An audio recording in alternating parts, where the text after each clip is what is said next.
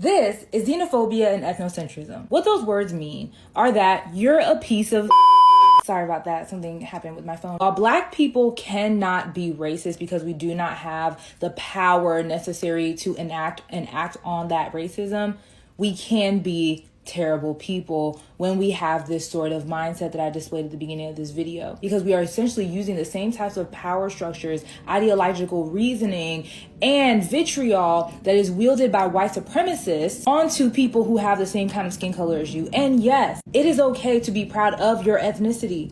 It is never okay to wield that as a way to assert superiority, dominance, or vitriol towards other people. And yes, there is valid and longstanding history of Africans, Caribbeans, and Afro-Latinos coming into America and essentially trying to become model minorities. But many of us, my generation specifically, realized that that was never going to happen, and we needed to build coalitions across the aisle and see the beauty and the revolutionary history across the diaspora instead of just repeating back the same things that our parents and grandparents tried to echo into us. A lot of people were saying that I should be teaching more about Haitian culture, and I'm more than happy to, because while I was not born there, I am deeply connected and in love with my culture. But always know, white supremacy will never save us, so maybe let's put their tools down. So this is a woman who is a therapist. My God. She's a therapist. She is a Haitian-American therapist. I'm assuming she's first generation because she said she was born here. I mean, what she's saying in terms of ideology and, continuation of that type of thinking is really a big projection. Like, she's talking about, white supremacist talking points. Who comes over here in our faces? Not Black Americans. We're not in y'all's faces. We'll respond to the disrespect, but who comes over here in our faces telling us what we should do and putting us in our place? And, who's coming over doing that? Y'all are. You're talking about, using your ethnic superiority or whatever. Black Americans, listen, a lion doesn't have to announce when it's entered the room, right? We know our receipts are everywhere globally. We know people copy us and cosplay us. We already know that. We don't need to tell you what we already see with our eyes. I think that there may be some inferiority complex going on there, but Black Americans are not in your face about that. And when we want to pop our shit, we can. You guys do it all the time with your flags and all of this in front of us. We don't usually say anything, but now everybody want to be Black. Everybody wants to say we. You're not. Where are your ancestors buried? In Haiti? That's who you are. My people are from here. Before the clear man even showed up on the shores, right? My people are here. Our people are here. And I think y'all get that twisted sometimes.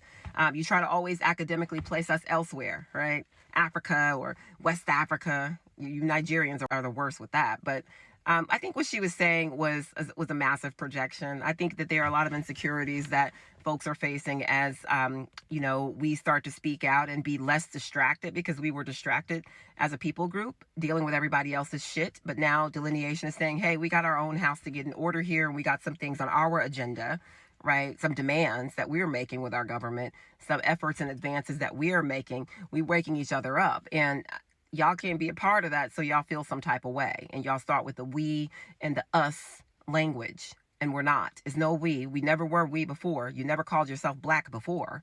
You were Haitian, remember? Shout out to the Dominicans, because they would say, I know Black. And they were right. They're not.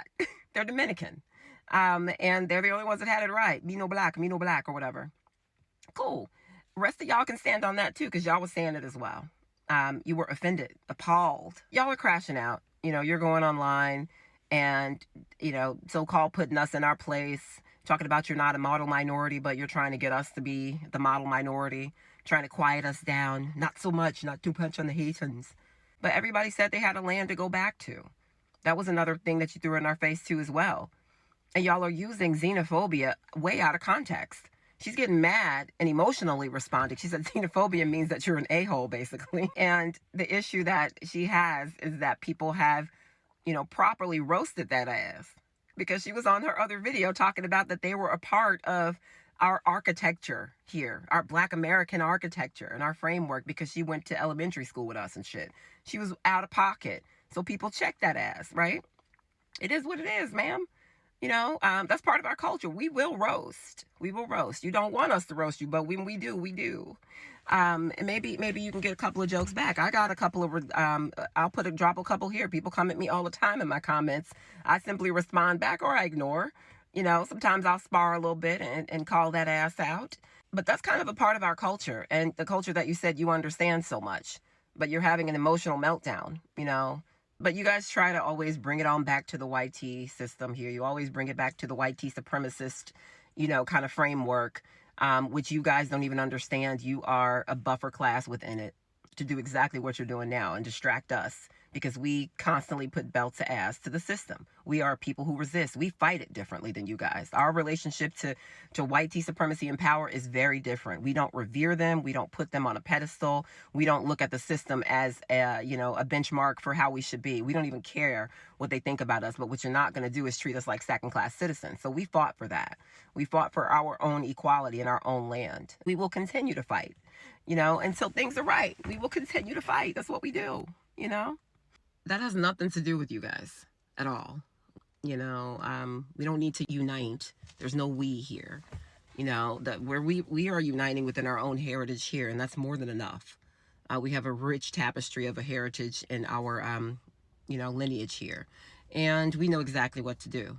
But don't expect not to get checked, ma'am, if you're gonna come for Black Americans. They're gonna put you in your place. We don't really have time for the disrespect anymore. Y'all done said enough. But typically, we just ignore you. We starve your energy by not giving it the attention. But if you're going to come at us and make crazy accusations and say all this, that, and the third, like you were an architectural piece of our very rich and very copied and commodified, history, past, present, and our future, then we're going to check that. We're going to check that at the door, okay? Go take that and make Haiti great. Talk about Haitians. Stop speaking on Black Americans, especially when you don't know what the hell you're talking about. And that's all.